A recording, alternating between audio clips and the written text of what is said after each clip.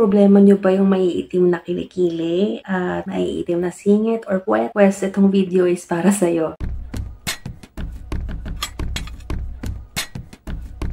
Hello mga ka-lipstick! Welcome again sa aking YouTube channel. For today's video, I'm gonna show you kung anong product ba yung magandang bilhin or maiitim na singit, maiitim, lahat ng maiitim na kilikili, puwet, tuhod, and mga siko. This video is for you. So, itong product na to is nakita ko sa Shopee and TikTok. So, sa TikTok kasi maraming, di ba, maraming mga seller ang nagpapakita ng video ng before and after nila, and I'm just curious kung effective nga ba. Talagang sinubukan ko siya since meron tayong maiitim na part sa ating katawan. It's called Inguinal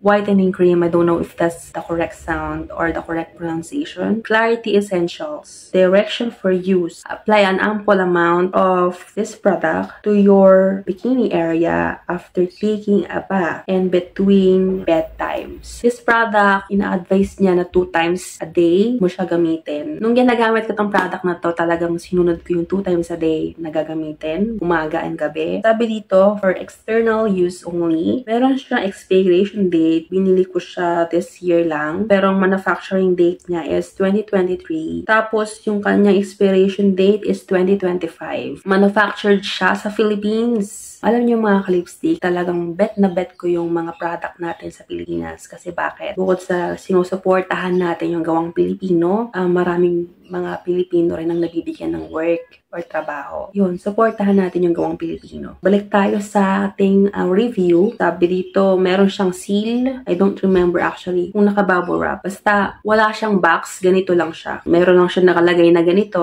Sabi dito, do not accept if seal is broken. Ayan. So, pag gagamitin nyo, tanggalin nyo lang to. And then, I just put it back here sa baba. Actually, bumili ako nito 2 beses. Yung una is ubos na. Hindi ko na napakita sa inyo yung ubos na kasi tinapon ko na. Pero ito yung pangalawa. So, yung pangalawa is meron pa siyang laman. Mga ka-lipstick, hindi talaga siya natatapon. Oh, para talaga siyang cream. Yung amoy niya is sobrang bango. And ayan siya. Tapos, pag pinahid mo siyang ganyan, ganyan lang oh. Ganyan lang siya. Pinapahid ko lang siyang ganyan. Kasi napapatuyuin ko na siya sa electric fan. Sobrang bango niya. Yung alam niyo yung mga cream na nilalagay sa face, ganun na ang amoy niya. And then, punta tayo sa review ko. So, depende pa rin kung anong mga lalagyan nyo. Ako kasi ginamit ko lang siya sa bath area ko. So, yun yung part na yun yung part na, alam mo na, syempre hindi ko na ipapakita kung ano yung mga before and after, pero sasabihin ko na hindi siya effective for me.